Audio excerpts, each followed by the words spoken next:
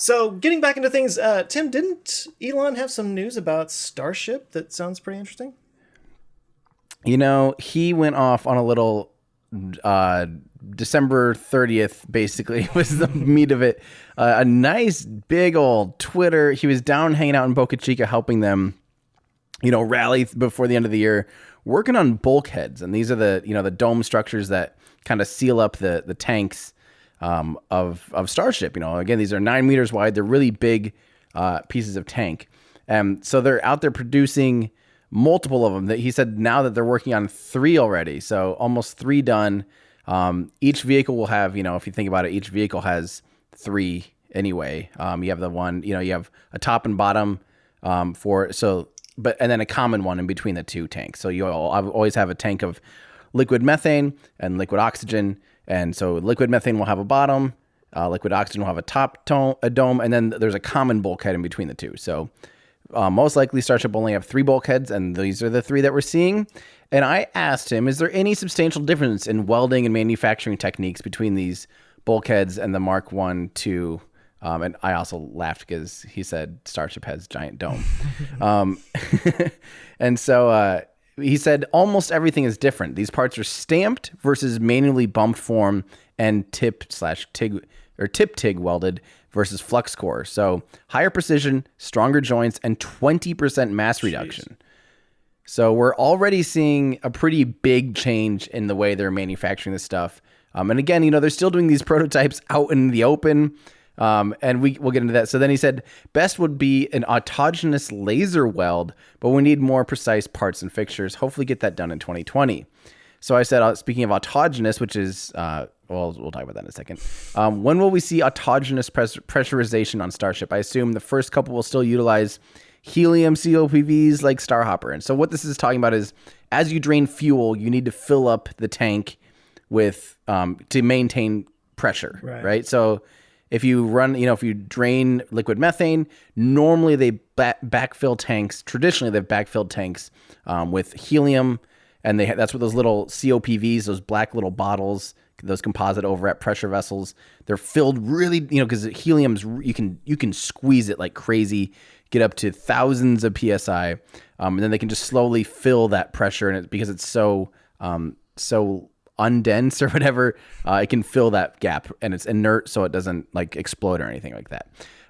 So that's how things have been done. But the space shuttle had autogenous pressurization, which is where they tapped off a little bit of pressure from the engines and fed it back into the tanks.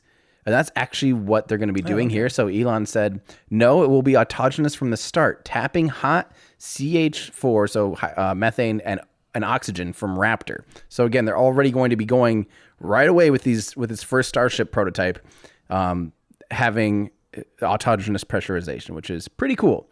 I think in general, it actually removes some complexity because you don't have to worry about those helium bottles, but it is still kind of a whole different beast you're tackling. But I think that's a good thing. They all have a lot less. So I go, whoa, I just realized, will there be any COPVs on Starship once you move on from cold gas thrusters? Because Starhopper had those cold gas thrusters. Again, we saw all those like white COPVs on the top. Mm-hmm. Those were filled with nitrogen. Those powered those little cold gas thrusters. And originally, Elon was saying that the first couple Starships will still utilize cold gas, even though it's not the most efficient, that they'd go to a bipropellant reaction control system. And I said, is there helium spin start for Raptor, or is that bootstrap? So what I'm saying, sorry, this is like just translating nerd talk, but currently, if they went to having not having cold gas thrusters and having autogenous pressurization, that would almost eliminate the need for any COPVs, except for you can still use helium to start spinning your pumps initially. You shoot some helium at the turbines, which spins up the fuel pumps. Once they're spinning, then you can start, they kind of start to run themselves through the whole cycle, as I talked about, like in that Raptor video.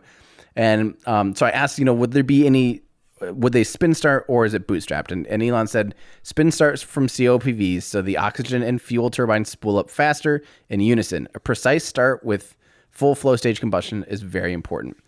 And I said, it'd be cool to see Tesla motor, if Tesla motors were powerful enough to spin start. Have you moved on to direct drive / electromechanical on the body flaps with motors, or are you still spinning a pump for seal number 1? And oh, by the way, he changed it. Now we have Mark 1 and Mark 2. We're kind of the two prototypes that were, Mark 1 lost its top down in Boca Chica. And then Mark 2 was the one being built in Florida. And now they moved on to, they're just calling it serial number 1 now. So Mark 3, what we're calling Mark 3, is now serial number 1. Just to make things very confusing. Sure. So there you go. So now serial number 1 is the one where they're going to move on. Remember at the end of the interview that I had with him, we were talking about they had Tesla batteries and Tesla motors in the nose of Starship, and those were powering pumps to move the flaps around. Yeah.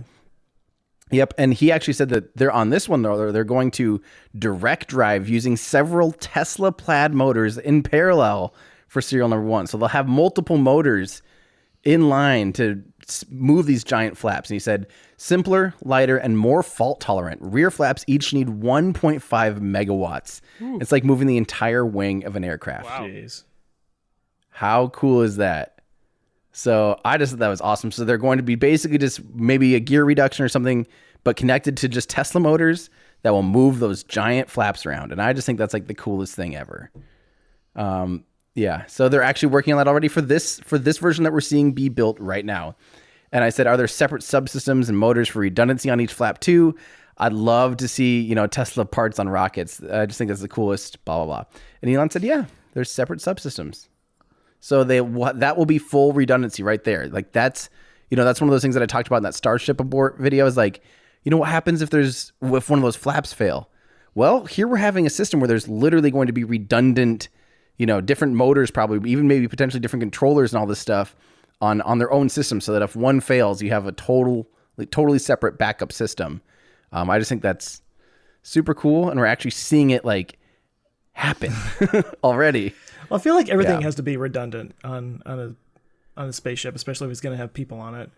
Like you can't have anything just be the only one, Yeah, exactly. And especially, when it has to use those body flaps for not only surviving reentry, but also that last like landing maneuver and everything. I mean, there's a lot of critical points where you can't have those babies lock up and get stuck or anything like that, so pretty cool stuff. That stuff all made me smile. That was one of those, like, he was clearly sitting there hanging out, waiting for something to happen or something and just excited to answer questions. So I love it when we get that, Elon. Well, and I liked in that video that you showed from Twitter, like of those domes. They just look like UFOs. I mean, they're just out there building. It looks UFOs. Like a movie set or something. Yeah, seriously. Yeah. So there you go. Now, with that, is the Plaid motor a different motor? He kind of made it sound like that, didn't he? Right. That's kind of. I thought the Plaid it was just like a tri-motor design, essentially. Well, I didn't. How would you think about that? It has to be a new motor because how are you going to stick two of those beefy motors that are currently on the rear axle? Yeah. You'd basically be redesigning that motor pack to be able to fit two of them, one per wheel or something on the back. Yeah. I guess that never dawned on me that it would actually be a different motor. Yeah. Super cool. Yeah. I'm curious what the differences are between the permanent magnet design and all that. It's probably similar, just like a smaller, like to fit is probably the deal. And then it gives you more control, I'm sure, is really probably the main advantage. I don't know that. And two of them, so more power. Yeah, but also like hitting around a track or something, I'm sure it'll just give you more fine-grained. Hey, thanks for checking us out, guys. I hope you enjoyed this clip from our podcast. We do a weekly show here on YouTube, so make sure to subscribe to Our Ludicrous Future, where we discuss all the things that are going to make our future totally ludicrous.